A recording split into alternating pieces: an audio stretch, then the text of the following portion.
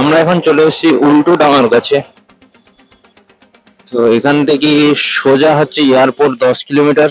আমরা এয়ারপোর্টের সামনে থেকেই ঢুকবো, দক্ষিণেশ্বরের ব্রিজটা নিয়ে সোজা বেরোবো আমরা। চলুন যাই টুকটুক করে। যেহেতু এত লেট করে বেরিয়েছি আর আজকে শনিবার, তো ডেফিনেটলি এই সময় একটু জাম, প্রচুর ভিড় হয়, কারণ অফিস ছুটি আজকে, তো তাই ভিড় আর জামটা আপনারা একটু বেশিই পাবেন।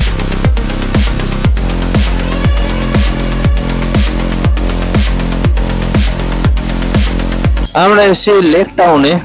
এই যে বড় একটা ঘড়ি দিদি বানিয়েছে আমাদের লন্ডনের ঘড়ির মতো। তো এই ঘড়িটা যারা জানো, কত সুন্দর লাগে না দেখতে। এটা হচ্ছে বাগুইহাটি ব্রিজ। এইখানে একটা অ্যাবসলিউট বারবিকিউ আছে বাগুইহাটি। আগে খুব ভালো খাবার দিত, এখন ইদানিং করে অ্যামাউন্ট কমিয়ে দিয়েছে, মানে কোয়ান্টিটি অনেক কমিয়ে দিয়েছে। অ্যাবসলিউট বারবিকিউতে হচ্ছে আপনার আনলিমিটেড বুফেট পাওয়া যায়। বারবিকিউ নেশন ঠিক যেরকম, কাইন্ড অফ সিমিলার, রিজনেবল প্রাইসে ছিল।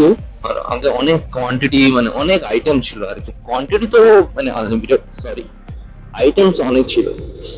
কোয়ালিটি অফ ফুডও ভালো ছিল। এখন কিরকম জঘন্য মতো করে দিয়েছে, জিনিসপত্র কমিয়ে দিয়েছে, এ করে দিয়েছে। তো এখন মানে আমার অতটা ভালো লাগে না যেতে। লাস্ট আমি খেয়েছিলাম এই কিছুদিন আগে বন্ধুদের সাথে গিয়ে, না সেরকম জিনিসপত্র নেই। আপনারা যদি খেয়ে থাকেন জানাবেন। আর এখানে একটা ভালো ইনসিডেন্ট হয়েছিল, আমার একটা বন্ধু এখানেই থাকে। তো এই অ্যাবসলিউট বারবিকিউতে যখন খেতে যাই, তো সেখানে আমি তো জিজ্ঞেস করি আপনারা এটা কমিয়ে দিয়েছেন কেন, তখন বলে দাদা এই জায়গাটা তো গ্রাম, ডোন্ট বি দ্যাট গাই, ওরকম গাড়ি চালাবেন। আচ্ছা, তো সরি ইন্টারাপ্টেড করার জন্য। তো তার মানে হ্যাঁ, তো ওইটা বলে কি এই জায়গাটা তো গ্রাম, এখানে বেশি লোক আসে না, তাই আমরা কোয়ান্টিটি রেখে জিনিস আইটেম কমিয়ে দিয়েছি। আর ওই ছেলেটা এখানেই, ও মালটা গেছে খোঁজে, বলছে এটা কোথায় গ্রাম।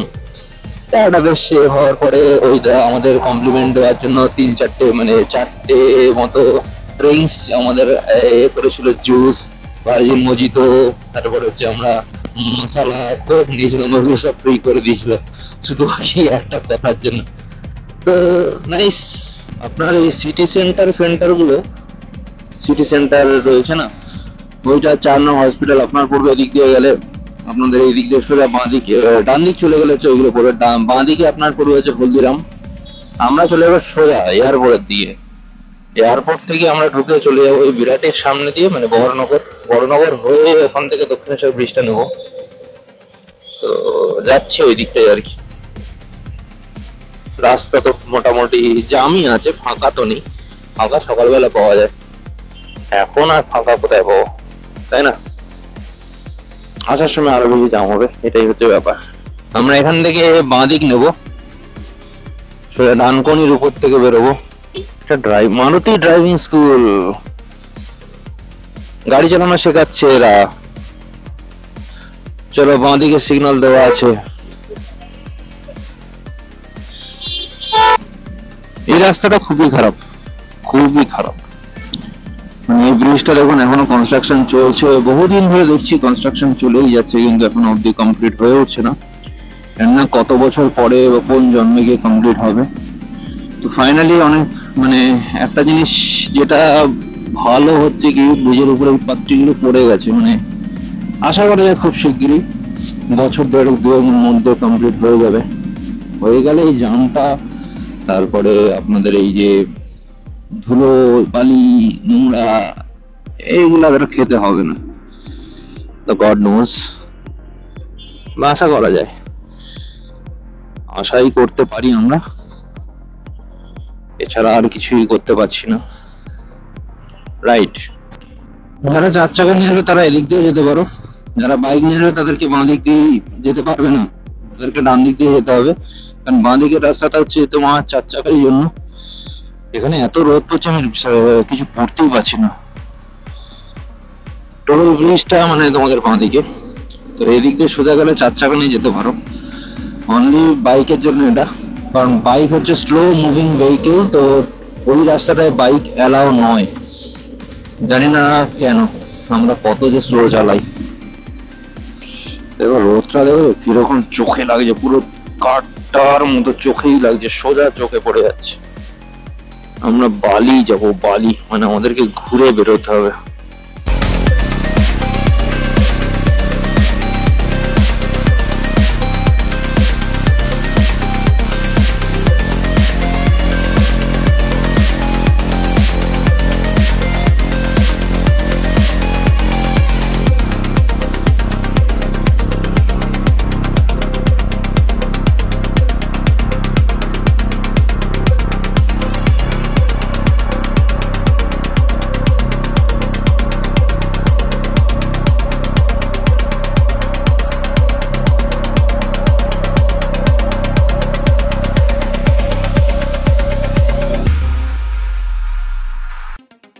এভারগ্রিন দক্ষিণেশ্বর ব্রিজ, জাস্ট ভিউটা দেখো গাইস।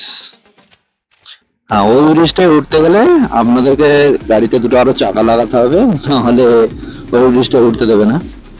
তো আপনাদেরকে এই ব্রিজটাতেই যেতে হবে। এটা নিচ দিয়ে গঙ্গা বয়ে যাচ্ছে। দক্ষিণেশ্বর ব্রিজ এটা খুবই সুন্দর একটা জায়গা, ভিউজটা খুব সুন্দর। আমরা যেহেতু স্লো মুভিং ভেহিকেল, তাই আমাদের ওই ব্রিজটা অ্যালাউ নেই, আমাদের এই ব্রিজটাতে যেতে হবে। অসাম লাগছে কিন্তু, যাই বলো অসাম লাগে।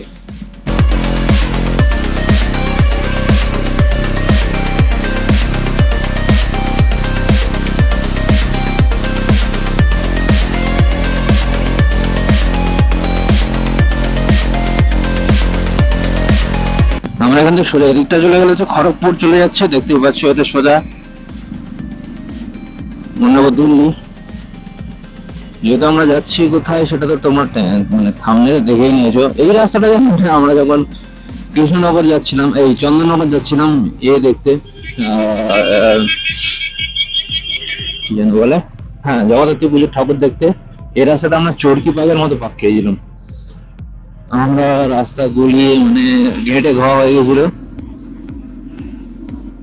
ঠিক আছে, কোনো অসুবিধা নেই, আমরা এই সোজা বেরিয়ে যাচ্ছি দিল্লির দিক। রাস্তাটা ধরে নিলাম, রাস্তাটা পুরো মাখনের মতো, চালাতেও সেই লাগিয়ে সেই লিন হচ্ছে গাড়ি। আরে সেই লিন হচ্ছে, সেই সেই সেই সিকিউরিটিকে বলবে আর ফোর বাইক ভাই, ফোর বাইকের মতো লিন হয়ে যাচ্ছে। এখানে একটা ব্রিজ হচ্ছে দেখতে পাচ্ছেন, একটা পাবজি ব্রিজের মতো নাইস ব্রিজ বলে। মানে জাম গুলো, যে রাস্তাটা খারাপ আছে একটু এই দিকটা, দেখুন সোজা গেলে বর্ধমান, এই যে দেখা যাচ্ছে সোজা গেলে বর্ধমান, বাঁদিকে দিল্লি। তো আমরা নেবো সোজা আর কি, সোজা হচ্ছে বর্ধমান, সোজা দিক দিয়ে সোজা বেরোবো, কোনো দিল্লি ফিল্লি এদিকে যাবো না। এটা সোজা রাস্তাটা হচ্ছে তো আপনার ওই কি বলে, আরে বলুন না, ল্যাংচা ল্যাংচা কি বলে, ল্যাংচা কুঠি যেটা আছে না, কি ল্যাংচা কোথায় পাওয়া যায়, শক্তিগড়, ঠিক শক্তিগড় হয়ে সোজা বর্ধমানের দিকে বেরো। আমরা ওইটাই নিলাম। আমাদের টোল গেট আসছে, টোল গেট আসার সাথে সাথে একটু স্লো করে নেবেন সবসময়, যখনই স্পিড থাকুক। যদিও বাইকের কোনো টোল লাগে না, তাই চাপ কিছু নেই, আপনারা আরামসে বেরিয়ে যেতে পারেন, but still go slow on the toll. এখান থেকে বর্তমান হচ্ছে আপনার 76 কিলোমিটার। এই গাড়িটার জন্য আমাকে একটু করতে হলো, গাড়িটা হঠাৎ করে। এখান থেকে দেখতে পেলেন বর্তমান যে 76 কিলোমিটার রাস্তা দেখাচ্ছে। তো আমাদের প্রথম টোল যেটা আমরা জার্নিতে ফেস করছি, টোলে বাইকের রাস্তাটা সবসময় বাঁ দিক একদম কোণের দিকে থাকে, আমরা বাঁ দিক সোজা চলে যাবো। কোনো বাইকের রাস্তা দেখছি না, মনে হচ্ছে এটাই।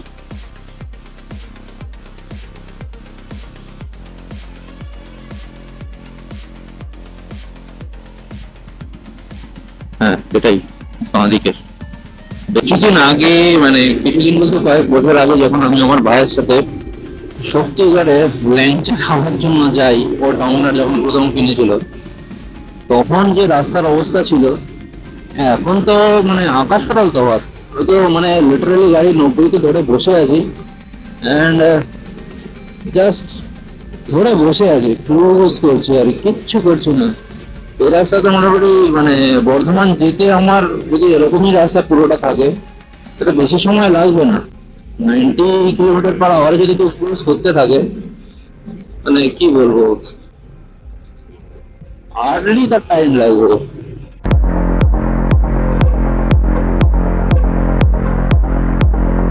লিটারালি তখন থেকে গাড়ি 90 100 পেরিয়ে যাচ্ছে। মানে যদি এরকম রাস্তা হয়ে থাকে, আর বানারসি এখান থেকে মোটামুটি যা দেখতে পাচ্ছি, বর্ধমান 55 কিলোমিটার, আর বানারসি এখান থেকে 620 630 কিলোমিটার মতো। যদি সেটাই হয়ে থাকে, মানে 630 কিলোমিটার বানারসে হয়ে থাকে, তাহলে কিন্তু আপনার বানারস যেতে বেশি লাগবে, মানে বেশি সময়ই লাগবে না। আপনি কি বলবো, কষ্টই হবে না ভাই এরকম রাস্তায় যদি আপনি বানারস যান। একটু সাবধান, কারণ এই ট্রাকটা এদিকে ঢুকছে, আমরা এই রোডে উঠে বেরিয়ে যাবো, আবার এখান থেকে ওদিকে চলে আসবো, কোনো অসুবিধা নেই।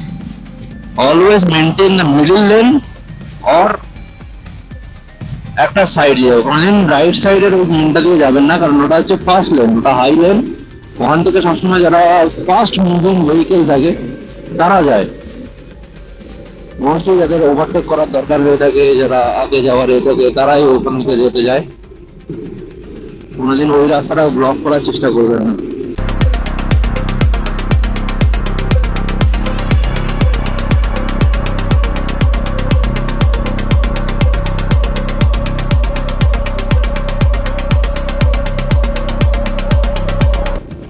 দুর্গাপুর, আরবিরা, বাবনান, বাবনান, এটা বাবনান ওইদিকে বাঁ দিকে চলে গেলে বাবনান, সোজা গেলে স্টিল দুর্গাপুর।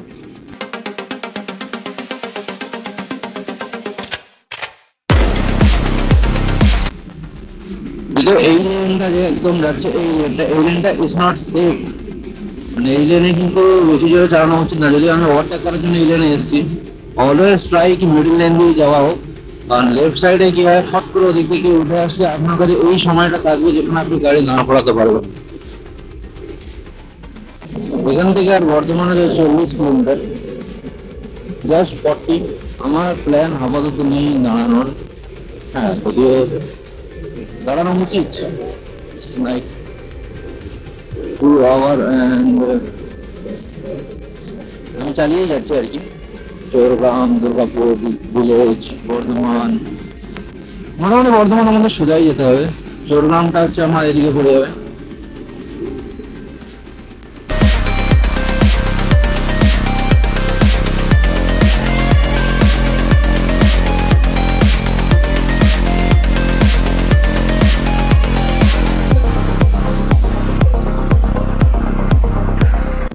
অলমোস্ট চলে এসে শক্তিগড়ে। তো এখান থেকে বর্ধমান আর 17 কিলোমিটার। ওখানে মানে হাইলেনে আমাকে পার করতে হবে, সবসময় ইন্ডিকেটার দেবে যখনই যাবে।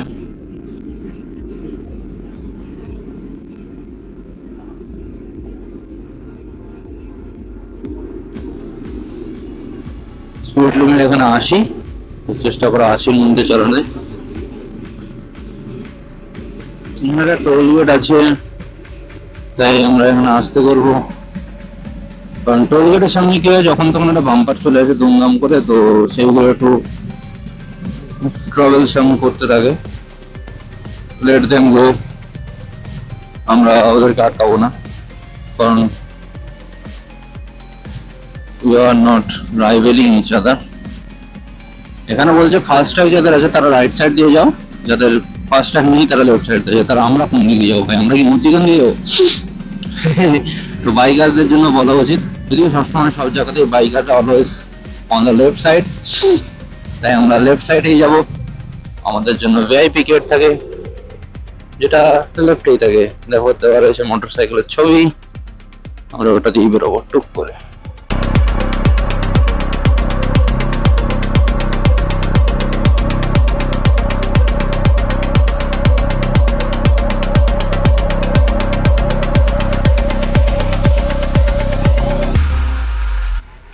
এই যে দেখুন, এই যে বাঁ দিক চলে গেল হচ্ছে শক্তিগড়, আমরা চলে যাবো সোজা সার্ভিস রোড নেবো নাই, সার্ভিস রোড এখান থেকে সোজা চলে গেলে শক্তিগড়। শক্তিগড়ে যাবো না, আমরা যাচ্ছি বর্ধমান, তাহলে এখান থেকে আর মাত্র 10-15 কিলোমিটার হবে। গাড়িতে ফুলের দাগ যেটা দিচ্ছি এক দাগ হয়ে আছে, যেহেতু সোজা করিনি আর কোথাও দাঁড়ায়নি রাস্তায়, কন্টিনিউ হয়ে আসছি, গাড়ি চালিয়ে যাচ্ছি কলকাতা টু বর্ধমান। দেখি, শক্তিগড়ের কথা বলতে একটা জিনিস মনে পড়ে, দ্যাট ইজ ল্যাংচা। কারা কারা খাও ভাই, ভেবে যাই বলো, নো ডাউট। এখনো অব্দি রাস্তায় কিন্তু কোনো খারাপ প্যাচ আমি পাইনি। দুর্ধর্ষ রাস্তা, দুর্ধর্ষ, মানে দুর্ধর্ষ যেটা বলে সেই দুর্ধর্ষ রাস্তা। শক্তিগড়ের সেই ল্যাংচা, শক্তিগড়ের সেই ল্যাংচা রে, ল্যাংচা ল্যাংচা ল্যাংচা ল্যাংচা ল্যাংচা শক্তিগড়।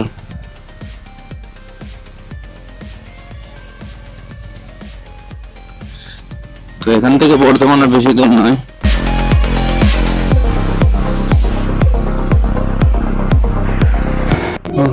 মোটামুটি এখানে আপনাদের দেখাবে, প্রথম বর্ধমান জিরো দেখাবে, ওখান থেকে বাঁদিক নিতে হবে। সাইনবোর্ডে বড় বড় দেখতে পাবেন যে এই সিগন্যাল থেকে আমাদের আবার বাঁদিকে যেতে হবে।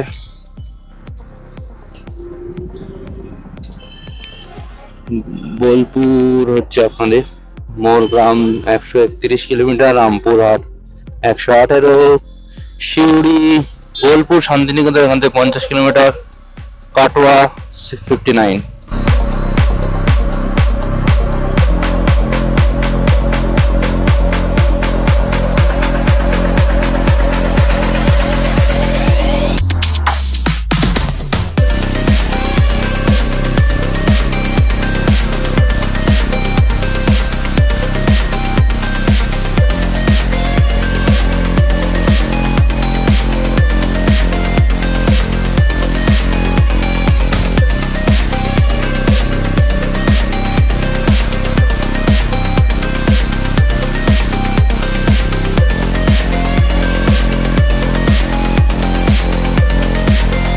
আমি ফাইনালি পৌঁছে গেলাম আমাদের গন্তব্যস্থলে, যেটা ছিল বর্ধমানের 108টা শিব মন্দির।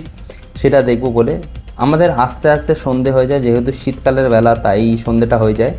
রাস্তার জন্য কোনো দিন সন্ধে হয়নি, বাট আমার একটু নেগলিজেন্সের জন্য সন্ধেটা হয়ে গেছিলো। এখানে আসার পর দেখতে পাই এখানে একটা কীর্তন চলছে, যেখানে সবাই দেখছে, আপনারা দেখতে পাচ্ছেন। তো মন্দিরটা হচ্ছে এরকম, এইরকম লাইন দিয়ে সোজা গেলে ওই মাথা অবধি আছে, দেন আবার একটা রাইট টার্ন নিয়ে যেতে হবে, গিয়ে আবার ব্যাকে আসতে হবে, পুরো পিছন দিকে আসতে হবে, গেলে হচ্ছে পুরো একটা চৌকোনার মধ্যে, মানে একটা চতুর্ভুজের মধ্যে হচ্ছে আপনার 108টা মন্দির পুরো সারি সারিভাবে রয়েছে। যেহেতু আমি অন্ধকারের মধ্যে এসেছি তাই আমি পুরোটা ভালো করে ঘোরাতে পারলাম না। প্রতিটা মন্দির একই রকম দেখতে, প্রতিটা মন্দিরের মধ্যে একটা করে শিবলিঙ্গ আছে যেখানে আপনারা প্রার্থনা করতে পারেন। তো মেন এটাই, ওই যে ওপার থেকে দেখুন, দেখতে পাচ্ছেন কিনা, ওপারে একটা পুকুর আছে মধ্যখানে, পুকুরের ওপারে সারি সারি মন্দির রয়েছে। তো মেন মন্দিরটা এটাই। তো এখানে আসলে আপনারা সকালে আসলে খুব ভালো হয়, যেহেতু আমরা আমাদের নেগলিজেন্সের জন্য আমরা লেট করে ফেলেছি, তাই আমরা লেট হয়ে গেছে অন্ধকারের মধ্যে। আর একটা কথা, বর্ধমান আসলে অবশ্যই আপনারা ট্রাই করবেন যে সীতাভোগ আর মিহিদানা যেন খেয়ে যাবেন। তো মন্দিরটা ফাইনালি এরকমই দেখতে, আমি ঘুরিয়ে দেখানোর যতটা পারছি চেষ্টা করছি, বাট কি হয়েছে আমাদের একটু নেগলিজেন্সের জন্য লেট হয়ে গেছে, অন্ধকার হয়ে গেছে, তো ক্ষমা প্রার্থী যার জন্য। তো এটাই ছিল আমার এই মন্দিরের দর্শন। এবার বাড়ি ফেরা যাক। আমরাই বেরিয়ে পড়লাম রাস্তা দিয়ে সোজা।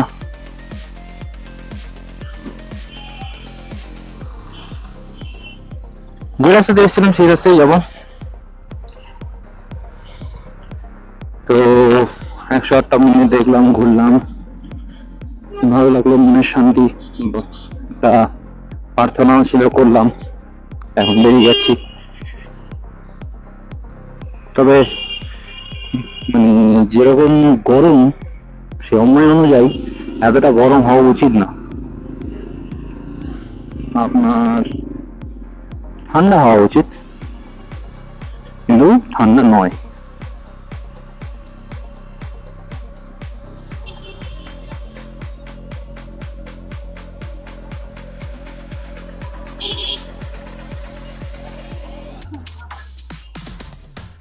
আমাদেরকে এই রাস্তা দিয়ে সোজা বেরিয়ে ওইখান থেকে ওদিকে উঠতে হবে। এখানে সিগন্যাল আছে, সিগন্যালটা খুলে দিয়েছে।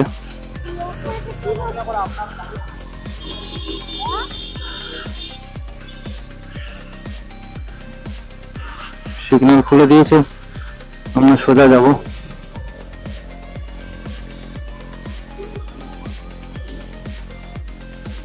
কলকাতার দিকে।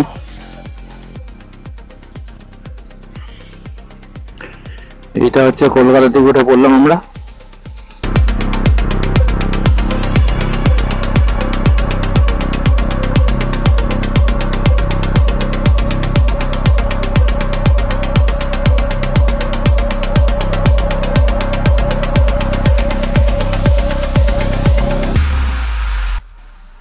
এখানে প্রচুর পোকা।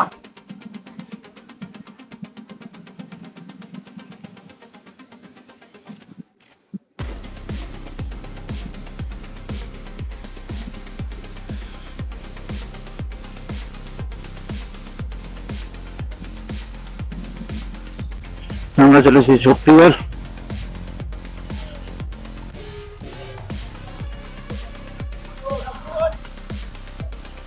এখানে সব ল্যাংচা হাট, ল্যাংচা কোথা থেকে খাবো, মানে শক্তিগড় থেকে বেরিয়ে গেলাম ল্যাংচা কুঠি দেখতে। আমার মনে হচ্ছে ল্যাংচা কুঠিটাই সবচেয়ে পুরোনো এবং সবচেয়ে ভালো। আমরা যে জায়গা দেখলাম সেটা মোটেও ভালো ছিল না, শেষ ছিল, বাট কি করা যাবে। ওকে, এক কাপ চা খেয়ে নিয়েছি। এখন আমাদের গন্তব্য হচ্ছে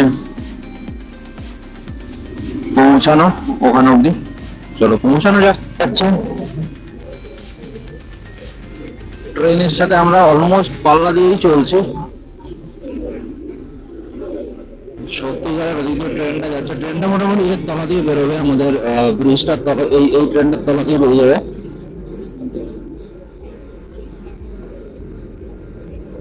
আমরা সোজা বেরোবো ডানকুনি।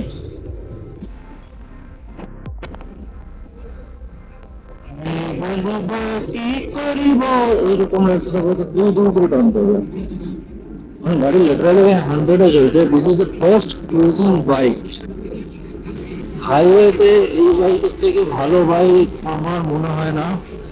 হ্যাঁ আছে ডেফিনেটলি, হার্লে ডেভিডসন আছে, হিরো মারওয়ারিস আছে, বুলস্টর্ম আছে, নিউমেরাস বাইক আছে, কিন্তু এই বাইকটাকে যেটা স্মুথলি ক্রুজ করে, মানে আমি এফোর্টলেসলি তখন থেকে 90 to 100 কনস্ট্যান্ট। তুমি এখনো মিটারটা যদি তোমরা দেখতে পাও, আমি কিন্তু 100-এ ধরে বসে আছি জাস্ট, ঠিক আছে।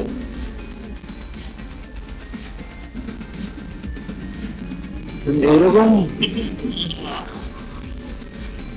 একটু ছোটখাটো বাম্পার আছে, মানে ব্রোকার টাইপের আর কি।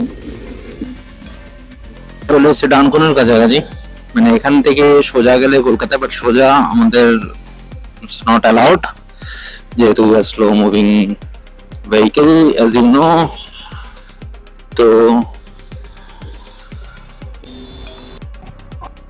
তো আমরাই চলে এসছি। এইখান থেকে আমাদের ঢুকতে হবে বাঁ দিকে। বাঁ দিকে ঢুকলে আমরা চলে যাব হচ্ছে ডানকুনি, মানে ডানকুনি মানে এয়ারপোর্টের সামনে দিয়ে আমরা ঢুকবো মোটামুটি। এর রাস্তায় প্রচুর জ্যাম।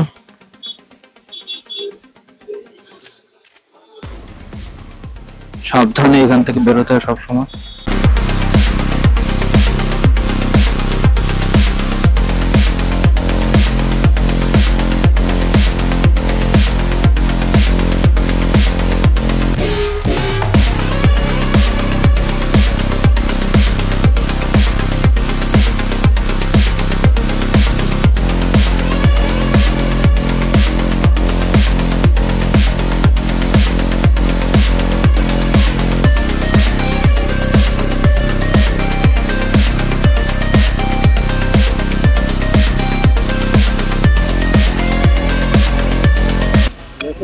চলে গেলে আমরা পৌঁছে যাবো হচ্ছে কোলাঘাটের দিকে। আমরা ডানকুনি দিয়ে ঢুকবো, তাই জন্য, কারণ এয়ারপোর্টের সামনে দিয়ে যাবো তাই।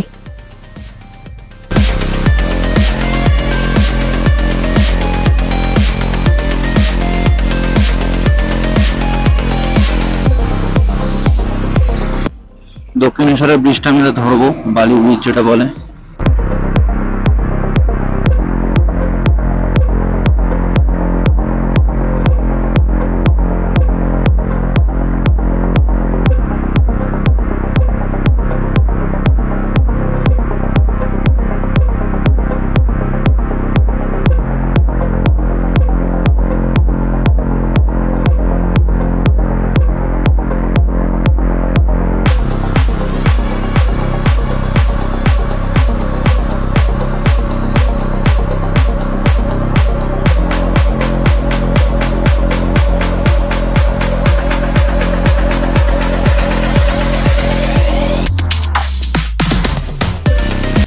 এই যে দেখুন, সোজা যাওয়া যায়, কিন্তু সোজাতে হচ্ছে motor cycle, maybe not, motor cycle যেতে হবে না সোজাতে, আমাদের বাঁদিক হয়ে যেতে হবে। জিটি রোড, এই রাস্তায় motor cycle is prohibited, 2 and 3 wheeler not allowed. See, তো আমাদের এই রাস্তাটাই নিতে হবে।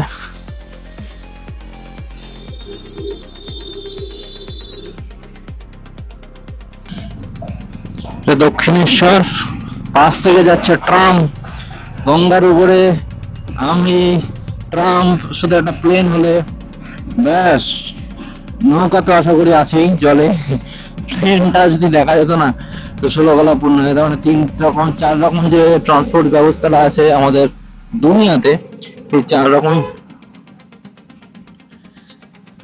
রকমই দেখা যেত।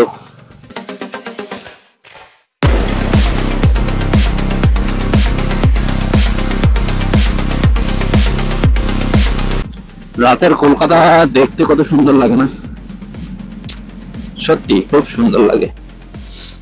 চলো, মা ফ্লাইওভার আবার 60-এর উপরে চালানো যায় না, তো আমাদের স্পিডটা 60-এর নিচেই রাখতে হবে।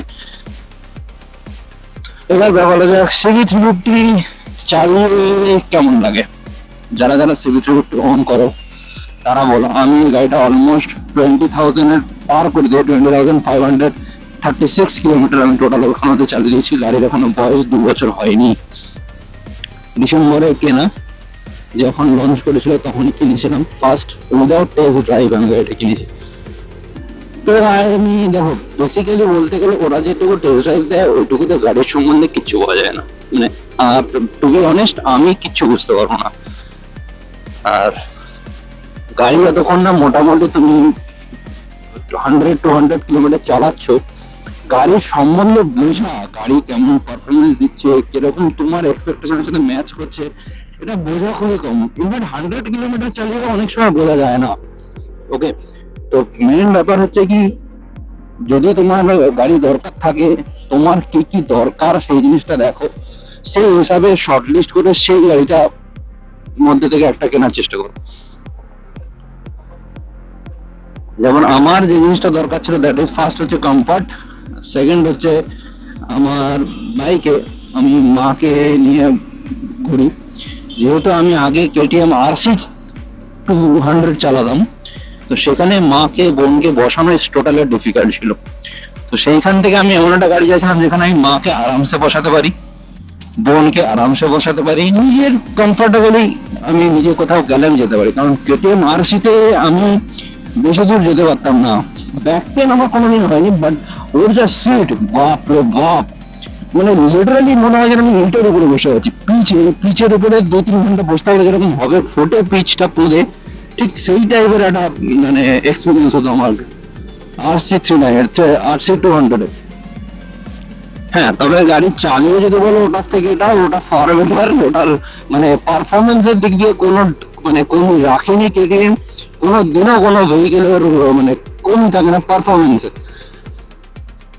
তো তারপরে জাস্ট কি লাগছে, তো তারপরে এটা নিয়ে আমি 2বার দার্জিলিং করেছি, পুরুলিয়া, মুকুটমণিপুর, দীঘা, মন্দারমণি তো গেছি। রিসেন্টলি আমার যাওয়ার ছিল সিকিমে, ইস্ট সিকিম, নর্থ সিকিম যাওয়ার একটা প্ল্যান ছিল, বাট আমি যে বললাম আমার একটা রিজনের জন্য আমি যেতে পারলাম না। তো মেবি যাবো নেক্সট ইয়ার অবশ্যই, তখন এটার আরো ভালো পারফরমেন্স আমি আপনাদের শেয়ার করতে পারবো। লাদাখ করবো, খুবই ইচ্ছা আছে, তবে আগে এইগুলো চালিয়ে নিজেকে একটু কনফিডেন্স হই, কারণ লাদাখ তো এদের থেকেও টাফ ট্যালেন্ট। তো আগে এইগুলো চালিয়ে নিই তারপরে। তো চলুন আজকের ভিডিওটা এখানে অবধি শেষ, কারণ আমি বাড়ি অবধি চলে এসেছি, মা ফ্লাইওভার থেকে নামলেই আমার বাড়ি। তো দেখা হচ্ছে পরের কোনো ভিডিওতে, টাটা। Yeah.